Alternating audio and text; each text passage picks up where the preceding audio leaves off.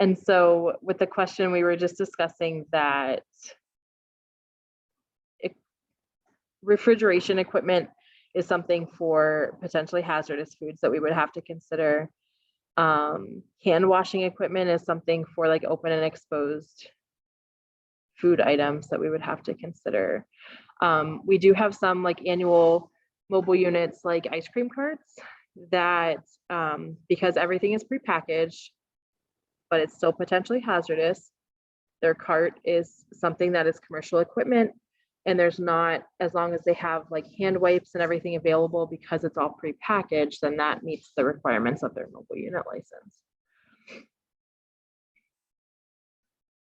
But if you guys have any, no, I please jump in. No, but like, you know, it really is just for the potentially hazardous products, because like the typical goods wouldn't require licensing at all. And that seasonal, those sounds like a really nice option.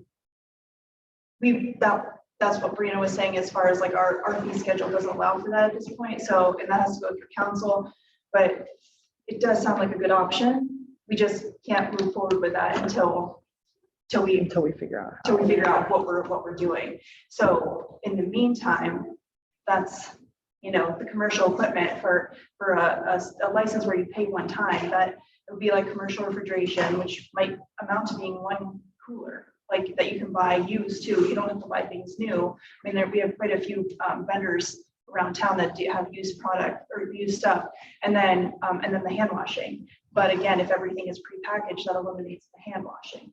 But if you're doing, you know, like she was saying, like if I'm selling pierogies, I would need to have a cooler, like a commercial cooler. But if I want to sample them, then that would add the hand washing element to that. So yes, it sounds like more than what you plan for, but the majority of a farmer's market with raw produce, that doesn't really involve us too much at all. So would it be easier at this point in time to have, like how you have it set up already, you have different tiers of licensing? Would it be more beneficial to have, like, say, an extra tier for somebody who's just giving out samples for education or promotional needs? You know, and then like say your meat, you know, the perishable goods or prepared goods, you know, or like the restaurant food service, things that are prepared off-site in the licensed kitchen, and things that are prepared on-site. So there's like different tiers of. So again, that would have to be something that was voted on, right. But also like that kind of is a slippery slope for us, because everybody and anybody, like for example, if you were to go to Discover Prescal, for example, and you see all the vendors and there's like the people that are giving out those dips, you know, have you ever been to one of those that like people are leaning over and hogging it down and leaving their crumbs behind? In addition to that, what we stumbled on is people are preparing that in their hotel bathrooms, you know, like while they travel or in their campers, and who knows where their water is coming from, which is another real thing. You're, you know, coming from an outside jurisdiction. So like, that's where like, I get what, like if we could do levels of that, but sometimes I think that when we're doing small things, people think that it's a little less risky, and it's sort of equally risky depending on, nobody ever thinks their germs are gross. Nobody ever realizes that, like, you know, that there are different rules when we're providing food for the public versus like what we're doing at home. And that's where, you know, that game is like elevated a little bit because you are providing product to the public. Right. So what about like different, sorry, I don't mean to keep that. Oh no, it's good. What about, like, say the example you gave is an event, right? Where you've got a lot of different vendors versus like a farmer's market where, yeah, you get those vendors, but they're more regular. You know, you don't have that. Right, if you don't know where they're coming from. Yeah, right. You know where they're coming from. You've seen their license. If they're having stuff, or if they're preparing stuff in their own, you know, kitchen, it's still limited liability, whatever the yeah, I get you. Yeah, like a cottage shell or something like that. Right. So, I mean, you're still inspecting those things. You know, would it be beneficial to like differentiate between the two events, I mean, not that you want to deter anyone from, selling at either one, but, I would say a farmer's market is going to be a little different than Presco or like a large scale Craft carnival fair. or, craft fair or something like a one-time deal. So, I get what you're saying, but in the eyes of the law, it all is very similar. I think the thing that we might be able to like differentiate between, but this is where like we will need help from everybody in this room and online, is and like we've talked about this very little so far, so this is like not the official plan or whatever. And here's the example that I'm going to use. So blue zones in Corey and public health, like moving public health forward, if blue zones was expanding to the county, then at some point I would have seen a fee schedule that said, like for our regular restaurants, if your restaurant is, this size, it's $250. If you have a blue zones approved menu, it's $150. So I think that it might be easier to kind of differentiate like what food products we could offer a reduced license for. Does that make sense? So like one, something that we're seeing at the markets as well is a lot more like baked goods, or a lot of,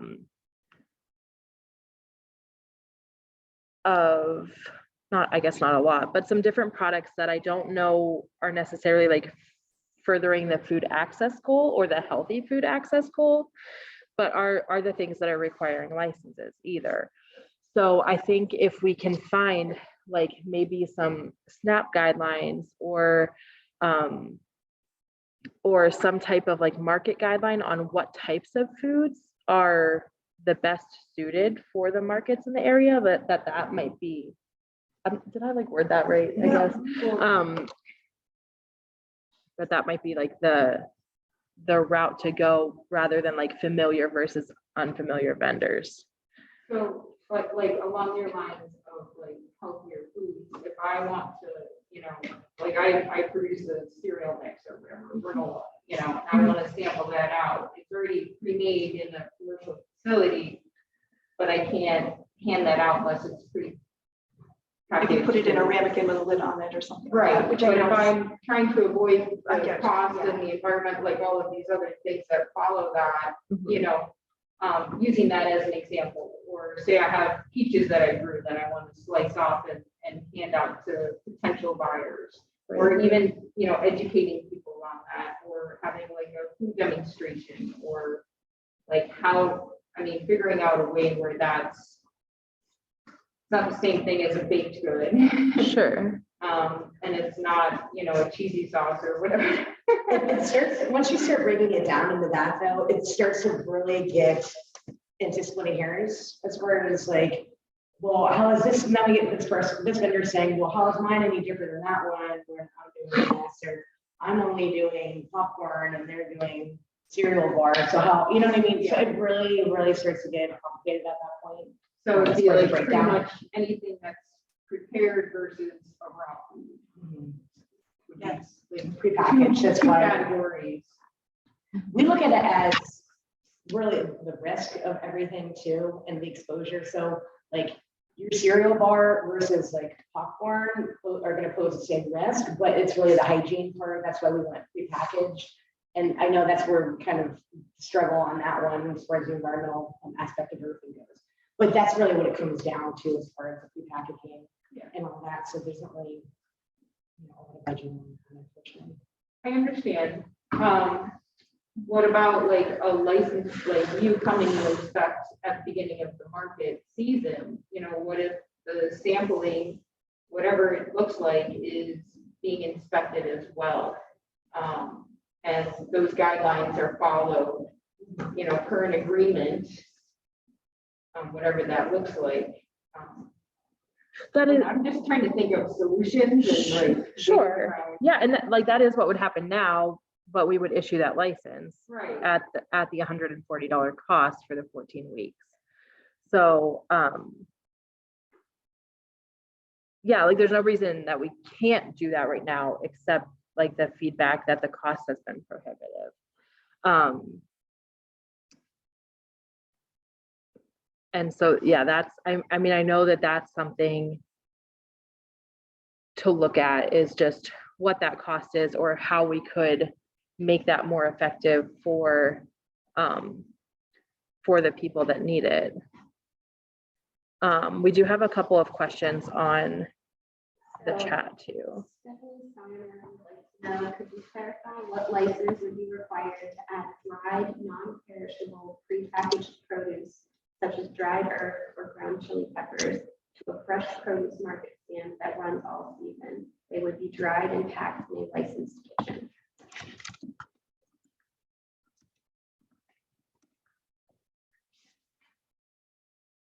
Sorry. Yeah, I got Okay. So Steph, if they're dried and packed in a licensed kitchen and then they are pre-packaged at the market, we wouldn't have any additional licensing for that. So the only thing that I have to refresh my memory is labeling. And like, so that stinks too. Like, we are aware that these things are sometimes hurdles to the important goals that you have.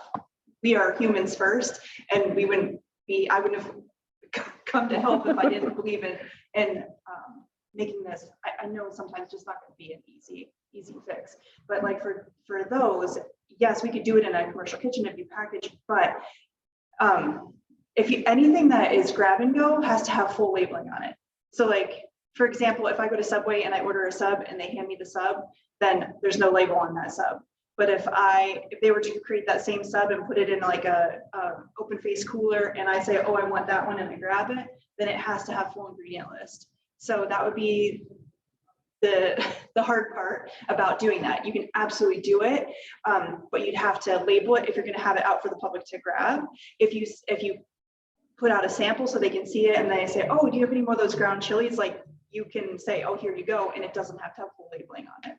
And I think like for those, because it's such pure ingredients, I'm not sure that would really be a hard thing anyway. You know, if you're doing a sandwich and you have to do all the ingredients of the bread and the lettuce and the ham and the blah, blah, blah, blah, blah, blah. So like pure ingredients like that might be very simple to do the labeling anyway. But again, it would be the one more thing that you'd have to do and do after doing the right thing by making it in the commercial kitchen and packaging it. Just a question, because I know sometimes like labeling can be expensive. It's just like another cost. And now that they have like all the QR codes and stuff like that, is there something like, I have like a refillable cleaner products and I have them in jars, so they come in like 5-gallon tanks, you know? So I break them down because I'm not I done it, it's not but I have a QR code that they can scan that takes it to my website that lists all of the ingredients. Is that something like, say, like buy the dried spices? Could she have a QR code that would lead, that they could scan, that will lead to a website that will have all of the ingredients there, so they wouldn't have to do all the labeling or the writing? And I mean, Maybe in the future, but at this point, now. still.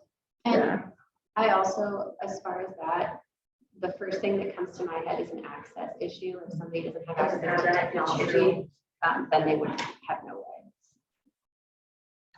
Plus, that would always have to be updated, so it's on the person creating those products. Mm-hmm. And it would have to be, basically, it would just have to be full ingredient list, including allergen declaration. So like if it was a wheat product or something, it would have to say wheat with one of those 9 coming up, 9 major allergens, and it'd have to be labeled on there. So it still need a label irregardless, so somebody. At this stage of the purchasing game, that on yeah. site could see if it does happen. Yeah, unless you had the prepackaged stuff in the back and you just had your samples out and people say, oh, I want that, you know, then you can go from behind in your bin and hand it to them. it's weird part of that law. And then Vicky said she would like to see a seasonal license for egg sales. Their local market lasts longer than 14 weeks. Yeah, so unfortunately that 14 days is what's spelled out like in the definition for those temporary licenses. So the other option that we have is an annual license. But then the equipment can be a challenge. But like with an annual license, you can move to, different markets. You can go to 7 markets a week if you wanted, go all over the county, or just set up anywhere that you can vend. But the equipment then to hold those eggs cold would have to be more commercial than the cooler. Yep. You're fine. That's why we're How here. does the Department of Ag licensing fit into like what you guys do with the market? So, I mean, I know like out of county, it's the Department of Ag, and meet you after the USDA. If like the health department and the Department of Ag were able to kind of work together to cover some of that stuff, like with the eggs and different products, would that make it easier for distribution of certain things or licensing or? So this question did come up on that market managers conference, Okay. was theoretically, could the health department subcontract, for lack of a better word, to Department of Ag to oversee farmers markets, some aspects of farmers markets such as eggs, meat, cheese? So a lot of the Department of Agriculture, they're not even going to a lot of these farmers markets anyway, like the Lark's one mid-state, and then you guys are also with it. They do go to that one, but a lot of these other smaller ones, they're not even showing up to. So for us to try to cut subcontract with them and have them pick up here, it's probably not really a realistic thing that's going to happen, just because they don't go to a lot of these farmer markets anyway. So, But they do home inspections. They do. There's about that. So if you had eggs, they could essentially home inspect on an annual basis. And, that's not the same as transporting and all of that, but Yeah, so I think that one of the differences too is that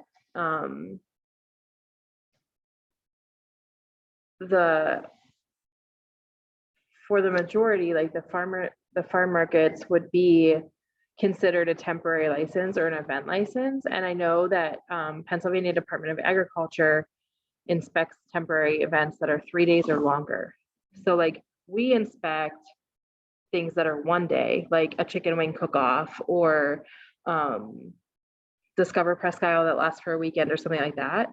Whereas they only have the capacity to really inspect those longer events like fairs and festivals.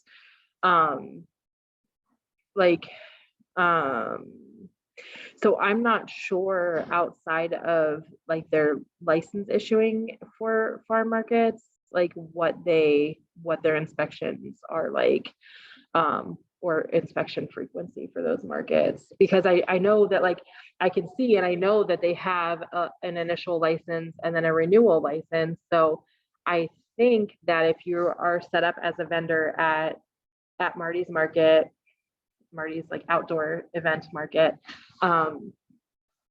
if you're set up there like in 2022 and you get a license for there, then you just kind of renew that for 2023. And it's as long as you're setting up the same type of stand, but I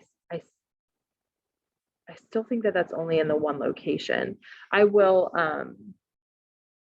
get clarification on what they are doing, because that would be, different in Crawford and Warren, and we know that we have producers coming from those areas too. So I will ask them about that and see where there might be room for maybe not collaboration, but maybe a little bit more consistency without us like giving up inspections that we've been doing, because that's the tool that we have to like protect that risk.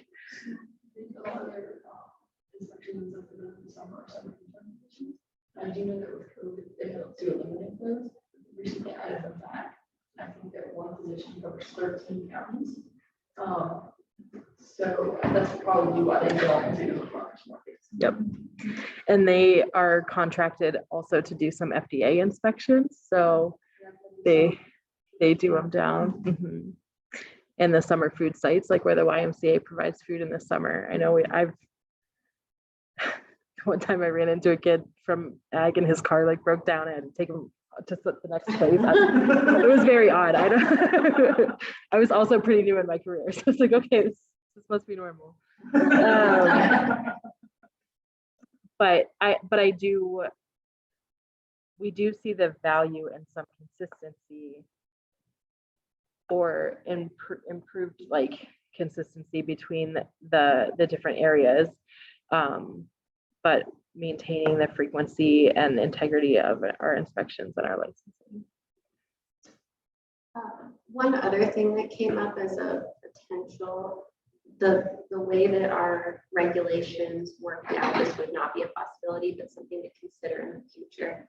For a farmer's market where you have multiple meat vendors, or maybe a meat, a cheese, an egg, and somebody who wants to sample apples all at one market, if they were to show up all on the same day, like the first week of the market, would it be possible to give like a group discount to any licenses that are issued for that market on that day?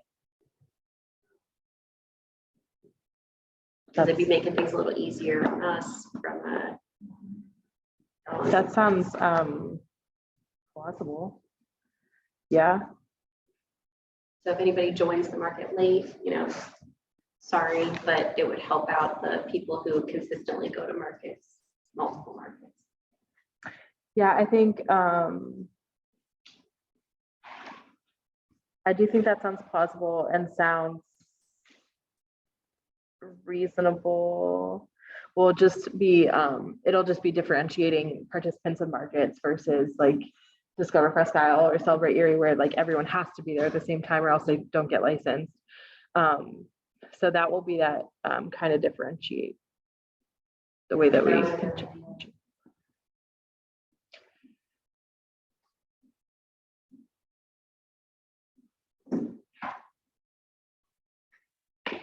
Anything else?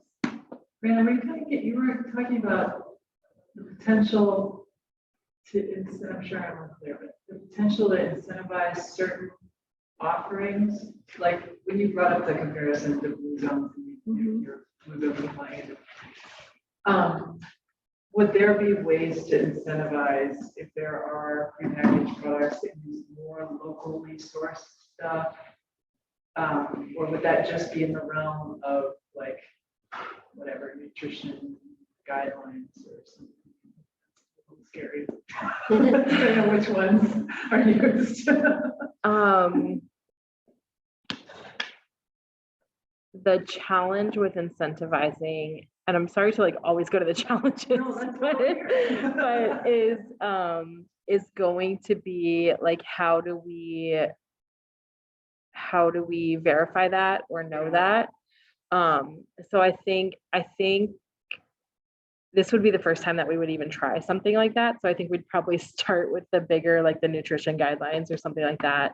And then if there was a way to incorporate more local sources or local foods, that might be something that we can do. Maybe if we have more newer software also, then we could we could kind of free that up or work to like work to track that a little bit more too.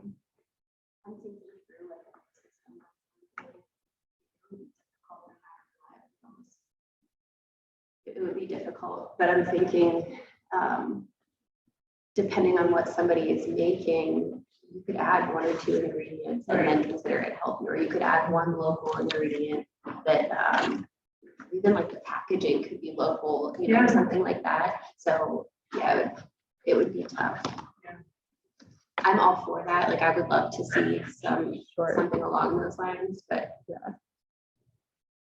That sounds like we've been doing some different conferences and different trainings lately more about like a new era of food safety and everything too. And so they're talking a lot more now about like delivery, right? Like our regulations don't really have anything about delivery, like catering vehicles or drones that are dropping off. Like I think the conference was held like, I don't know, in California or something, but there was literally people that were like, yeah, they're like, hey, there's people are flying food to my doorstep. And so there are a lot of like new things that are going to be coming. And I do think that like the more like hyper local focuses will be coming, but I don't know like in a kind of regulatory realm how that would be. Yeah. If someone else figures it out, then we could, yeah. Yeah, if you see anyone that's doing that, please. And I think that that's half of it too, right? If you see like what's happening other places, then feel free to send it our way. Like once we hopefully have a policy in place for these regular updates, then hopefully it's not such a huge lift every time to get this done and to update the fee schedule. So if we know that, you know, every 3 years or every 4 years that we know that we're due for an update, then we can take all of that feedback that we've like accumulated over the years and gone from there. The using like that federal food code helps us to be able to even look at other states for some licensing and for some different ideas on how they might approach them too. And I'll be honest, mostly like I have looked in our state just because that's an easier comparison to make. So if there are, you know, like fees might be different or they might have different kind of lengths of licenses, but if you see something like it's worth sending it to Alex, to Lisa or Jenna or I, and we're always happy to look at it and think about it and try I'm gonna to echo do it. that. Yeah. We do try to be fairly progressive with things, and but if you don't bring it to us, then we can't move forward. And you know, we really are at the mercy of the people above us because we are really just localized. Our bosses, technically, I guess, are where we're getting our orders are from Department of Agriculture, and we all understand that they're like super, I mean, there's like 1 per 13 counties, so it's not like we're getting tons of information from them. We try to do our own moving forward within the realm of the code. So, you know, I think in some ways we're pretty advanced. And I think a lot of the local health departments are, because we're just kind of left to our own figuring it out and working with communities to try to make this still fit the law, but move forward. So yes, I echo that if there's something that you're seeing, you know, you may not always get the answer you want, but at least we'll figure it out one way or another, you know. And just as far as the question that Steph Steiner asked in the chat regarding like that specific example, anytime anybody has a question about licensing or like, what if I want to do this or what's the best way to do that? Our environmental staff, we're so lucky in Erie County that we have so many folks who are like readily accessible and willing to answer your questions and help support you. I've never met one of our inspectors who has been like, you know, nope, you can't do that. I'm sorry. Like they'll talk with you and say like, it's going to be tough, or these are the things you need to do, but they'll help you and educate you throughout the process. So if you have something that you want to do and you're not sure what's the best way, reach out to me or any of us and we can get you in touch with your inspector.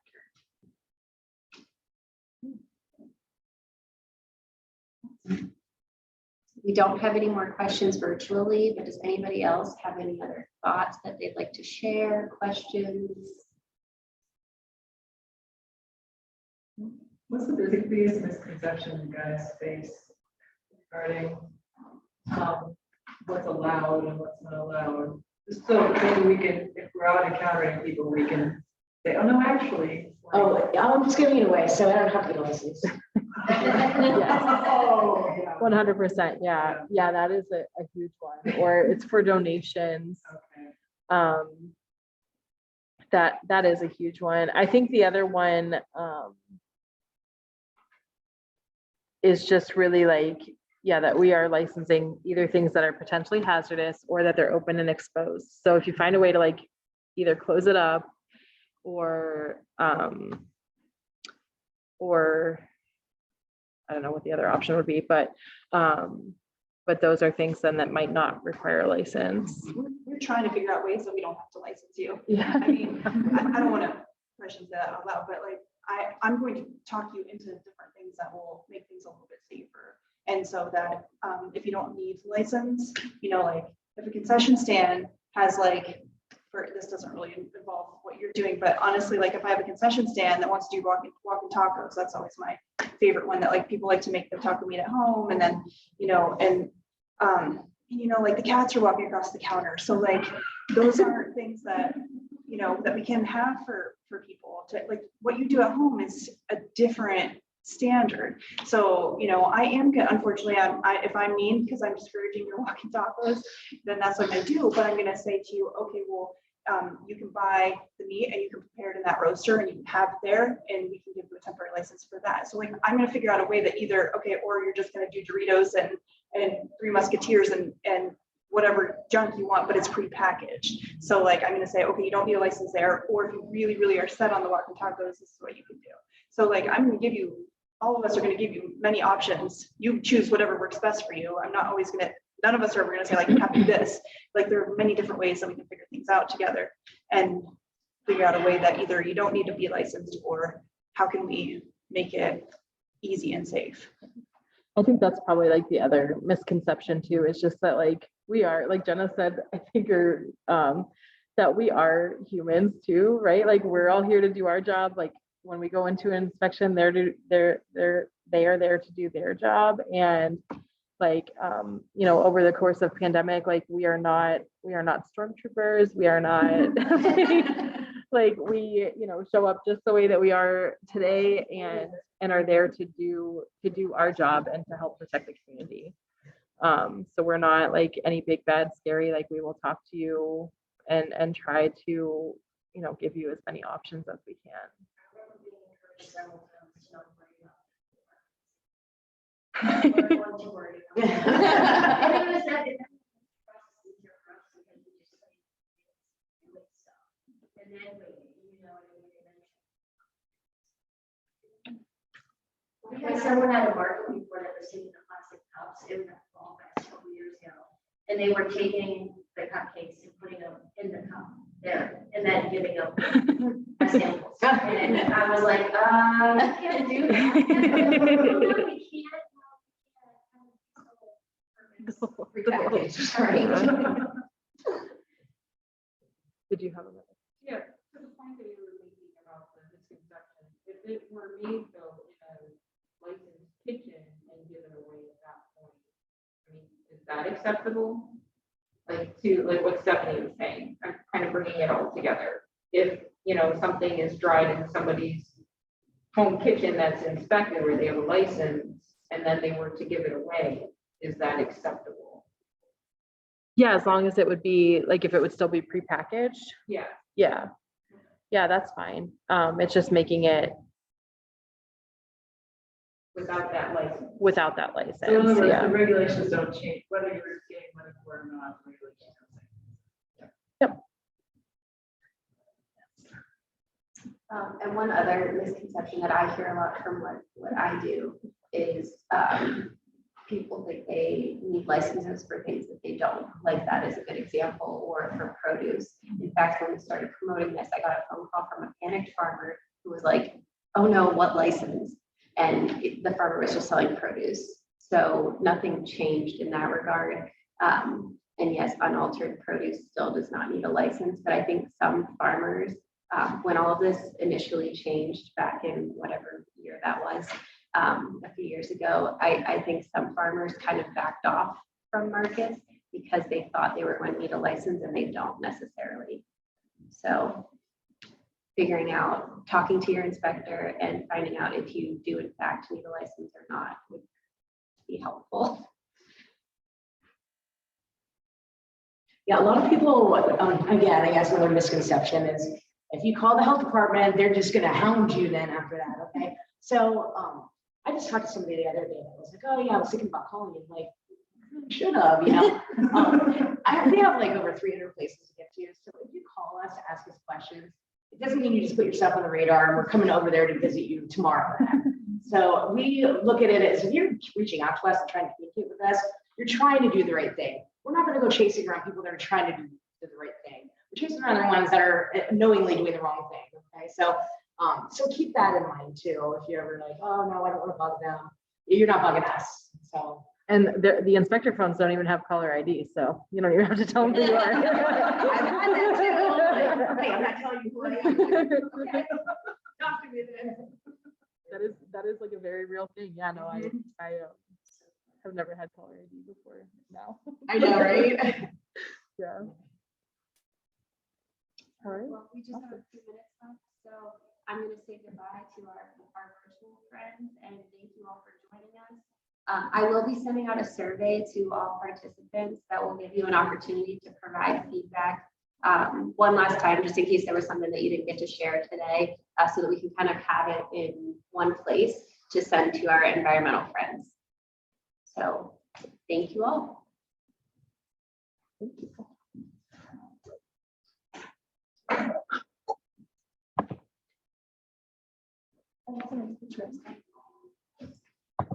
I didn't